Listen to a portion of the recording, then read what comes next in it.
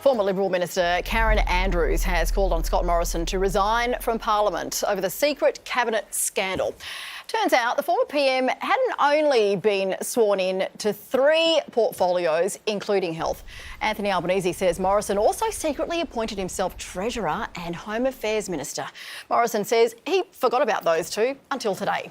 He told us he was a bulldozer and his coalition colleagues just shrugged their shoulders and cheered him on.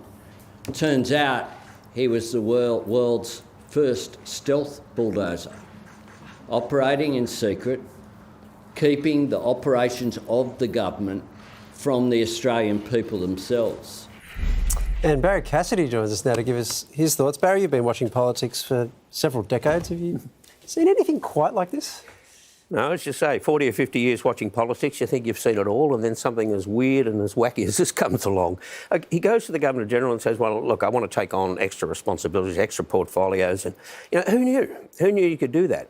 And then he does it all in secrecy. The ministers who are now sharing these responsibilities with him were not told in most cases. The heads of department who oversee all the arrangements didn't know. And, of course, the Cabinet didn't know, and neither did the public. It was just so weird. Well, it is weird and it's wacky, like you said. But what's he actually done wrong, do you think? The secrecy. But apart from that, I mean, if you're going to do something as unorthodox as this, and that is take over responsibilities, not being on standby, but actually share the responsibilities with other ministers. You've got a responsibility, I think, to, first of all, go and get advice from the public service. Then you go to the ministers involved and you talk it through with them, so that they know what's going on. And then ultimately, I think you have to defend it. If you think it's defendable and necessary, then he had a responsibility to go to the public and explain his actions. So it was the secrecy that let him down. And it's always the cover-up. Barrie, if he was going to do something like this, why wouldn't he want the public and his colleagues to know? Why would he keep it a secret? Yeah, I think because basically he knew that he couldn't sell it, that it was an extraordinary move. Look, I don't want to be too harsh around this, but it's sort of borderline megalomania in a way, that it's this obsession with power, that he either believes that he has ultimate power or he wants it. And that's what he was doing around this. We've seen evidence of that in the past. And the problem with this is secrecy erodes the process. Secrecy erodes democracy and erodes good government. Transparency is the key. And without it, it trashes the system. But isn't there a weird thing about the power grab idea? Because it doesn't seem he used it. Like there was that one decision in the resources sector, but why gather all this power and then do nothing? You see, that's the interesting thing, that he said that he did it because of the pandemic. So he gets all of these powers, and he actually exercised power in one case. He overturned a decision of a minister. Which came a year after the first portfolios he gained. On a matter that had nothing to do with the pandemic. Yeah. So does that mean... Which rings alarm bells, doesn't it? That he was prepared to exercise the power outside of the responsibility for the pandemic. Do you think he's going to resign, like Karen Andrews has told him to? Well, he should, for the sake of the party that has been good to him over the years.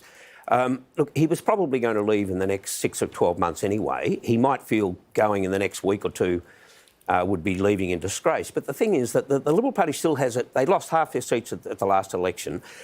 They want to restore or at least maintain some of their legacy, and they want to be in good shape to contest the next election. This hasn't helped. And so that's why you get this rare situation where not only are his opponents having a real go at him, but so is his own party. They're just as angry and they're just as bewildered by it. The extra mention with them, with his colleagues, is they feel betrayed and that they think that he treated some of his senior ministers with contempt. But what's interesting about that is the victims, in a sense, are his own cabinet. They are his own ministers. Labor's run really, really hard on this, but it does seem to be a story that's about Morrison rather than a story that's about the coalition.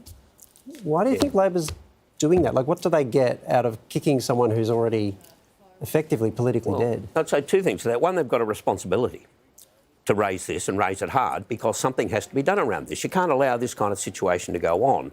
The rules have to be changed so that if a minister is sworn in, the first thing you do is tell the public and tell the public servants that it's happened. But secondly, I don't think he went in as hard as Karen Andrews. She called for his resignation. I understand her doing it. Yeah, I don't think he did. I don't think Anthony Albanese did. He did. And I think she did. And when you think it through, that if he doesn't resign, there'll almost certainly be censure motion in the Parliament. Now, that would have the numbers because the government has the numbers, but apart from that, it would probably get the support of the crossbenchers, and it would place the coalition in a really difficult situation because a lot of them are angry about this because they bring themselves to support a censure. So they'll want to avoid that at all costs. So I think in the interests of the Liberal Party, he should go. I'm not sure he will, but he should. Are there more revelations to come? Because every time we think this story's over, there's a new part of the story. Are we going to wake up tomorrow? I think this story's delivered enough, and I don't know of anything that's coming further down the line. But it's a remarkable situation. Historically, it sits there with some of the weirder things that you like to see in politics. Good to have you on the desk again, Barrie. It's been a while. Thanks very much to be here. for joining us. Barrie Cassidy, everybody. Yeah.